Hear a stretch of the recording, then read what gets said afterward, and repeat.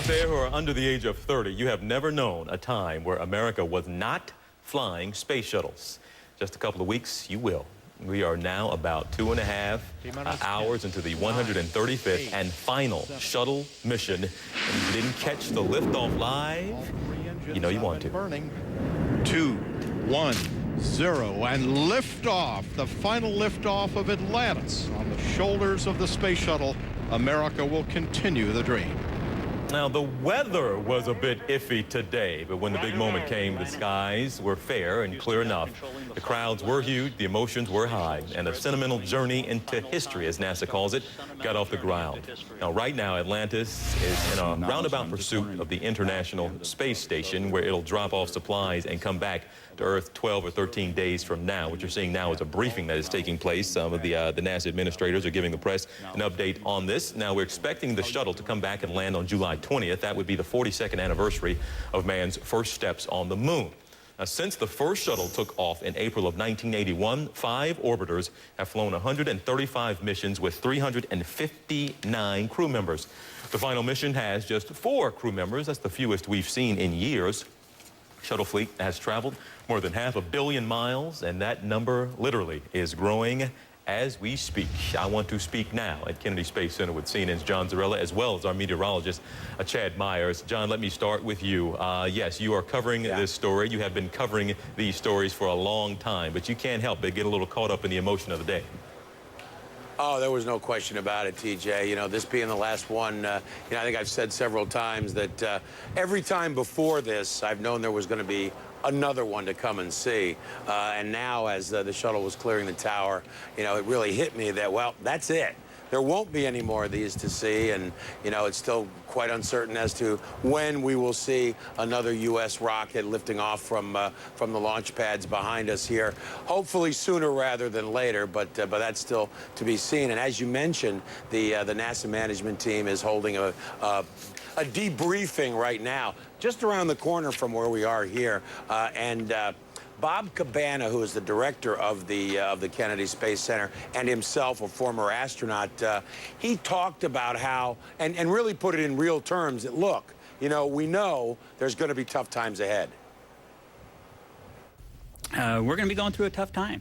Change is hard, and we're going to have more folks walking out the door here in a few weeks, and, you know, they were and are performing their job absolutely flawlessly right up to the end, and that says a lot for them. It speaks to that professionalism.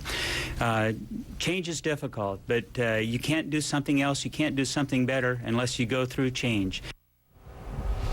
You know, and he mentioned the fact that people walking out the door, and that's very true. You know, you're going to be losing, just here at the Kennedy Space Center alone, a phase out of about 7,000 jobs, mostly contractor jobs, United Space Alliance jobs and others, but you know, 7,000 here. I know over in Promontory, Utah, where they've made the solid rocket boosters for 30 years. They've already lost over 2,000 workers there. So the end of the shuttle program is affecting people all across the United States, TJ, and the sooner the United States gets back in the space business, the better off I think everybody's going to be. TJ? Hey, John, help us understand here as well. This is the last mission, and we have seen crews, I think roughly 6 or 7 on a crew, only 4 on this one. You would think they want to pack as many people on the last one as they could, but why only 4 on this trip? Here's the reason, because if they had some sort of an accident on the way to the International Space Station, an accident that would have allowed them to get there, but say the shuttle was damaged and they couldn't come back on the shuttle, it would take a year, 1 astronaut every 3 months coming back on a Soyuz spacecraft. And there wouldn't be enough consumables on board the International Space Station to sustain everybody if they had flown 7, plus the 6 that are on there, 13 people, for the year that it would take to get that shuttle crew off. So that's the reason they went with 4 instead of 7, because with the number 4, there would have been enough consumables on board to sustain everybody until they could get all those shuttle people back home, back to Earth on Russian Soyuz rockets. Well, that's the reason. They think of everything, don't they, there at NASA? That is they incredible. Do. Yeah, they do. John, we appreciate you. We're going to be talking to you again. Sure. Seeing you again soon. Absolutely. Chad, let me turn to you in this weather situation. They told us only a 30% chance, 30% chance that the shuttle would take off today, but it took off just fine. So it was just a lucky break in that one moment when they needed that lucky break. Well, either that or you just think that 30% of the day was going to be good and 70% of the day wasn't going to be good, and we got lucky and got in that 30% hole. The reason why we can't fly this thing through the rain is because of the tiles. The tiles, this is a mock-up that's at the visitor center, but a real shuttle, a retired shuttle, will be here within a couple of years for you to see live and in person. If the tiles get wet, water can get around them and in between them, and then in just a few seconds after this thing goes through that cloud, it's going to be 70 degrees below zero up in the stratosphere, and all that water will freeze. So we had a cloud deck look just like this, and it was thicker than this yesterday. A cloud deck just like this all morning long. Finally, at about 10 o'clock, we saw some breaks in the clouds. The sun came out. The sun warmed the atmosphere just enough that more breaks came, and the breaks and the thinning clouds went right over this, the shuttle launch station right at the exact right time. We had just that small window to get it. So it was condition red most of the morning. It was condition green for about 40 minutes, the right 40 minutes, and it's been red the rest of the afternoon because now showers are coming our way. Okay, what are they going to have to deal with on the way back? How serious is the weather situation, and how critical is the weather for the landing? Yeah, no rain at all within hundreds of miles around, because not only when you go up, you just have to go through one small hole. As you come down, you have to fly through the atmosphere. And so as you fly through the atmosphere, you're covering a lot more ground. You can't get that 1,000, 2,000, 5,000 degree tile here wet with rain, or it's going to crack. Now, that said, you couldn't reuse it.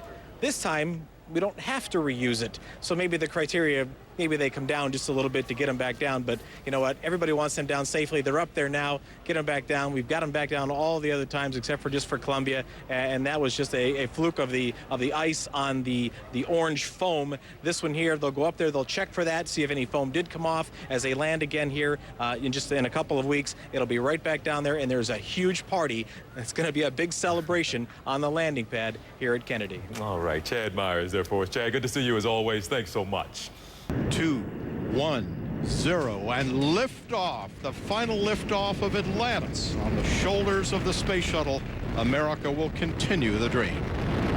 And with that, Atlantis blasted its way into history, and nearly 1 million people were there to see it. They packed the Florida coast to watch the end of an era, knowing they may never see a moment like this again.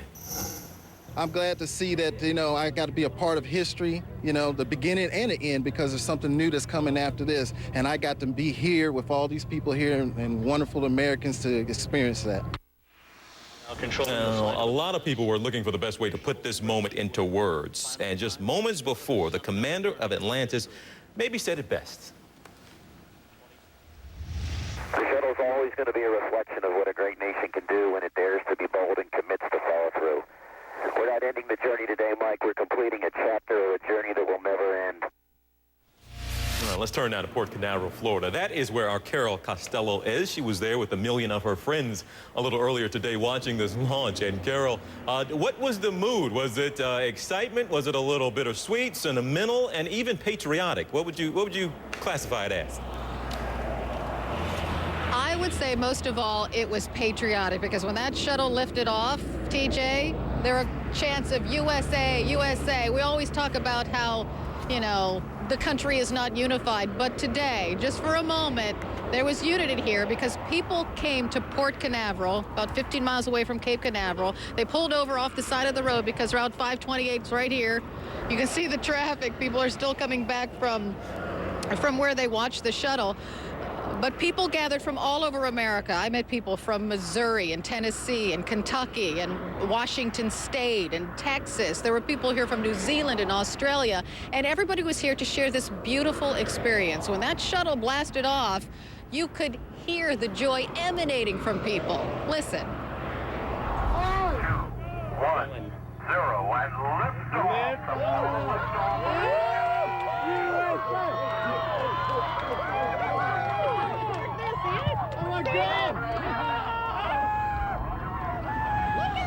And everybody's in their car right now, TJ. But earlier, this spot was full of thousands and thousands of people. There were T-shirt vendors. One guy even had a telescope mounted on the back of his pickup truck. People were very excited, but the only people left now are the people watching the dolphins. If you ever get a chance to come to Port Canaveral, and I know there won't be any more shuttle missions, but I'm telling you, dolphin after dolphin diving out of that water. Another amazing sight for me to behold today, so I'm one lucky person. What can I say? Carol Costello there for us. It certainly was a day. Again, she was surrounded by people earlier, most of them on the road now. But Carol, good to see you as always. Thank you so much.